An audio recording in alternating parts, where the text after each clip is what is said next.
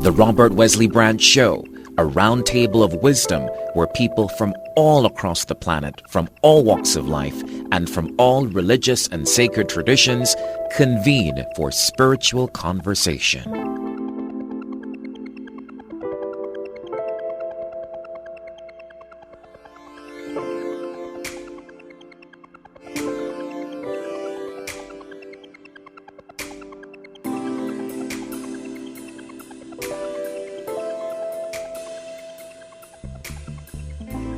I've had numerous conversations with my parents and aunts and uncles over the years, and to me, there seemed to be a lot more black educators during their time period. My parents are in their 60s, early 60s, and so I can recall numerous stories of Mr. So-and-so who was homeroom, Miss So-and-so was English, Mr. So-and-so was history. So it seemed like there was just a flow of black educators during that particular time period. And I believe it's because of the fact during their time period, education, because it was so valued, and that was seen to be as a way to improve upon oneself economically and socially, so a lot of persons pursued that. And so therefore, they were able to be more of an influence in the black community. But then as time grew on, a shift began to take place, and then you started seeing an absence, particularly of males, in the education system.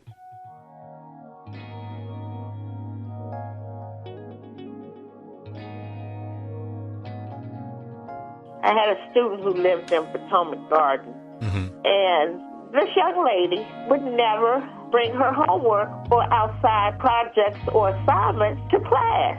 Now, in class, no problem. She had no problems producing in the class. But anything that I asked her to do outside of class never seemed to get done. And so I said to her one day, I said, you're going to look up one day, and I'm going to be knocking at your door because I need to try to figure out why you can't get your work done. She said, oh, Miss Barton, you're not coming to Potomac Gardens. That's the ghetto. That's the projects. I know you're not coming. One day, it was after school one day, so I got her address and knocked on her door. I was immediately taken aback by the odor. I could tell that she was embarrassed that I had come to her home. I didn't go in to the apartment, but from what I could see from the hallway, there were mattresses all in the living room. She had like 6 or 7 brothers and sisters.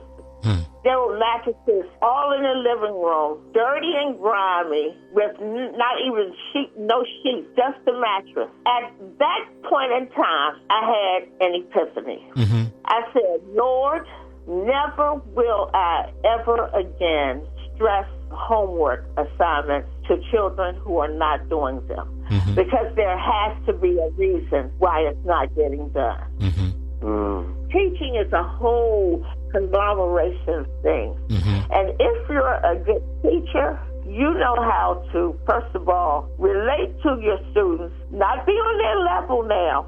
I'm not talking about being their friend. I'm talking about being able to relate to them. Because what children want, they want direction, they want guidance, and they want somebody to affirm that they are a positive living being.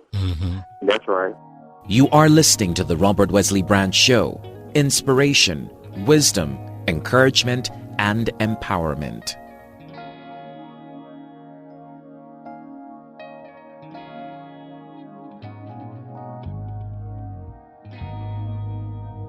I do at this time want to bring in another voice, and this is from Brother Gregory. Now, I've known Brother Gregory really all of my life, pretty much. Brother Gregory grew up in the same neighborhood that I did, and he was older than I am, so I'm really, really good friends with his sister, Brenda. But I always knew her brother because, you know, he was in the same house as Brenda, so when you went over Brenda's house, Brother Gregory would be there.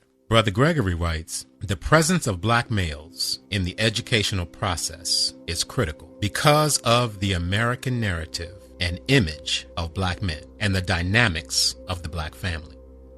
The destructive, counterproductive, almost parasitic image and narrative of black men in their communities must be challenged and countered by a consistent and persistent experience of positive, nurturing, student encouraging, family supporting, community building, counter narrative, and image that is balanced and accurate. You better preach, Brother Gregory. The phenomenon of the black female-headed household as the norm, N-O-R-M, norm in the black community has created an imbalance that transitions into our educational institutions. You have in the middle school, where I work, 12, 13, and 14-year-olds who experience limited or no contact with their biological father. Few, if any, opportunities to interact with men who are not operating in or drawn to the negative images and narratives that represent black males in America. Oftentimes, these young men have been encouraged as the man of the house, quote unquote, to make adult decisions and perform adult responsibilities, being told that he is responsible for the safety and security of his mother and siblings. The young ladies experience similar adult responsibilities, caring for their younger siblings for extended periods of time as well. This dysfunction transitions with the black male and female adolescents into the educational institution, where they continue their quote-unquote independent state of mind and actions through oppositional and defiant behavior. The willingness to challenge adult authority up to and including physical conflict. Social acuity. My quote-unquote social knowledge makes me more intelligent than you, they say. Understanding as a holistic dynamic. If I don't understand a concept, that makes that concept irrelevant in their mind and dismissed instead of toiling to understand the relevance of the concept to them. A dumbing down of the black student. The propensity to underperform with your peers to quote-unquote fit in. A parent-supported and possibly parent-driven misguided focus on athletics for males and performance for females over academics.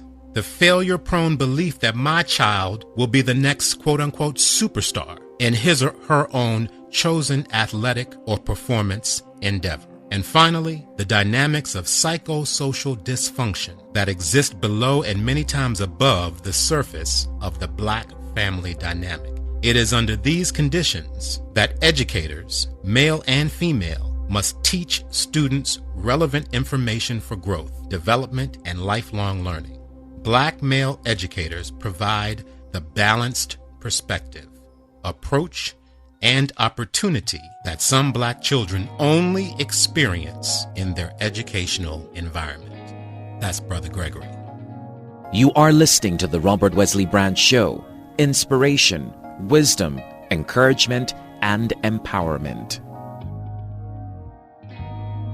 Coming from an educator for over 20 years, a lot of the males that I taught were drawn to sports because that coach was their father figure. And they would say, Coach said this, Coach said that. I could go to that coach and say, so-and-so needs to turn in his homework. So-and-so owes me an essay. And honey, do you know I would get that homework and that essay the next day? Anything that coach says, they're drawn to because that's their father figure. When my father died tragically in that car accident, the first thing my mother did was to reach out to all of our uncles and to the Big Brother program to give my brother the male guidance that she knew he would need. Now, Big Brothers had a waiting list of over 1,000 children. But then God sent who? Calvin McKenzie.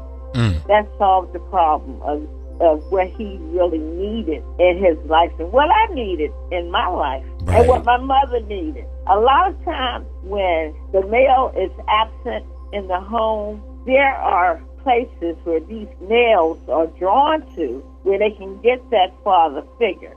As an educator, I can say that a lot of coaches and assistant coaches for whatever sport and whatever school serve as the father figure.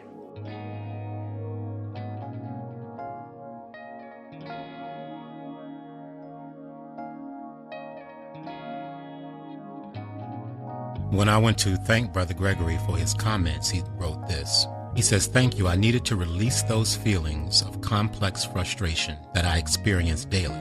I internalize a constant feeling of failure because of the number of students that are falling through the cracks, possibly into the abyss of the prison that is at the end of the failed school pipeline. The mediocrity as the norm mentality that sacrifices the many for the few is the challenge many educators confront every day and represents the debilitating weight and chronic stress that permeates educators nationally. This weight and its stress is what drives teachers, those whose commitment is to the direct education of our students, out of the classroom toward administrative opportunities or out of education altogether." That's true. Of the 3 million teachers that are in this country, what percentage do you think are black male educators? Of that 3 million, what percentage are black men? 2% of the 3 million teachers are black men. You are listening to the Robert Wesley Branch Show. Inspiration, wisdom, encouragement, and empowerment.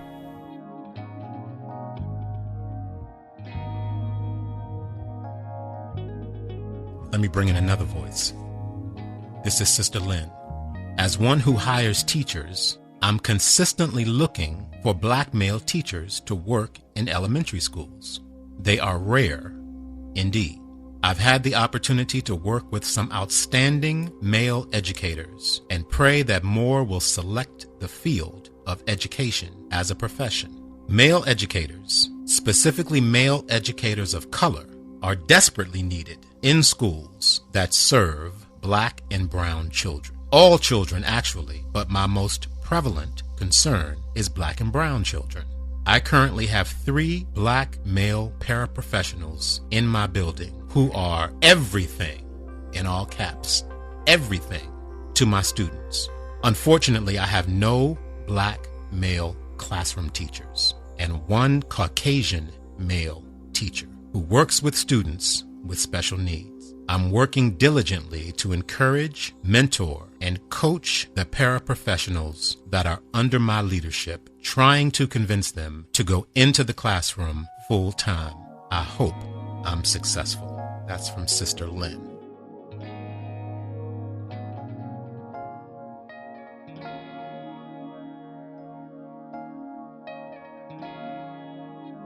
I have a caller for you. Caller 201-321. Go ahead with your comment or question.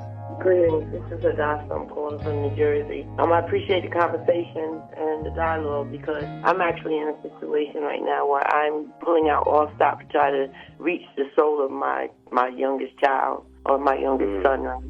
He's 18. He got in trouble his senior year in high school, which really made no sense. But I know it was a result of peer pressure, the peer group, and not making wise choices because he started to smoke marijuana, which I do believe a lot of the drugs that's invading our communities are being deliberately placed there to distract our young people. That's right.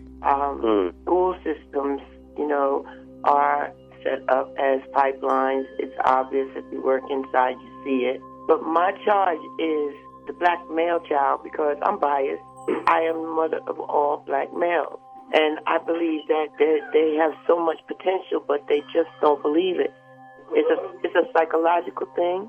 It's a matter of self-esteem. It's a matter of how they view themselves to the outside world. I think our boys have been brainwashed, just have low expectations, like if it's not sports, then it's rap. And we already know that the consciousness that's coming from the music industry right now is vibrationally so low. That's right. It's like an ignorant nothing. That's right, sister. Yeah, that's right. And I'm coming from my own personal experience. I came up during the time when it was hip hop, real hip hop, old school hip hop, and it was a consciousness.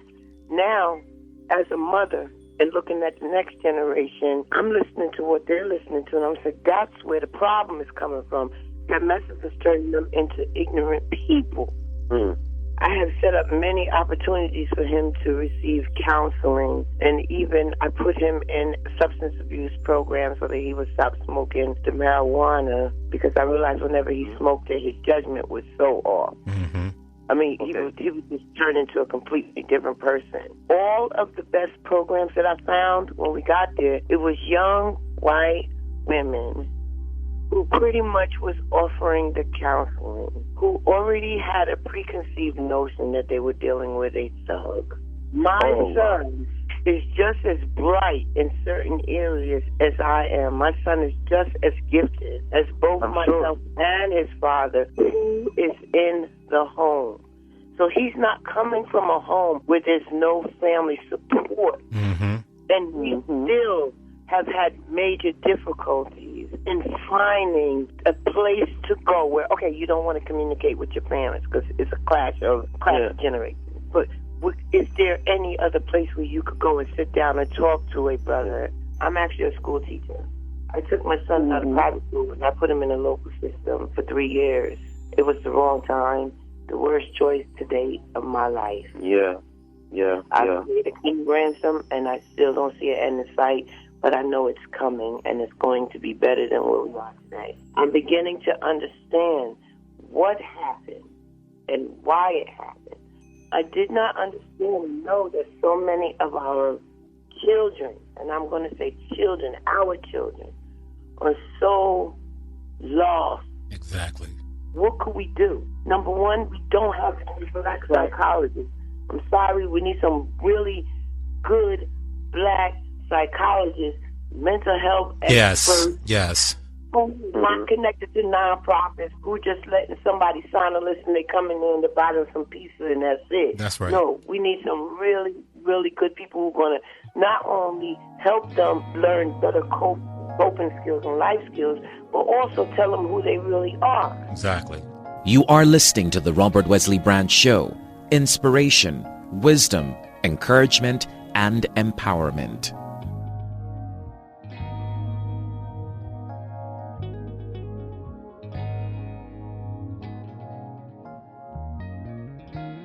My father, Nathaniel Bonner, was my earliest example of me trying to imitate. My father was a very cool guy. He always worked hard to take care of his family. I would try to find his sunglasses and try to put them on, or try to get my own pair and try to act like him. Real smooth. Now, my pop had a friend in the military. His name is Captain Dodd, and he attended Norfolk State University, which is a HBCU, or Historically Black College and University. And they took me to my very first college football game in the 4th grade, Hampton versus Norfolk State. I saw all these black people singing and dancing and playing music and having a good time. And from that point forward until I got to high school, I wanted to go to Hampton so I could be just like those college students. In addition, Captain Dawes was a black man who had a Corvette and a nice house. I wanted to be just like him. As a black man, we must understand that we have an aura that affects young black boys. Because of the images that are displayed in the media and in the environment, our lives serve as seeds to be watered and modeled to be imitated.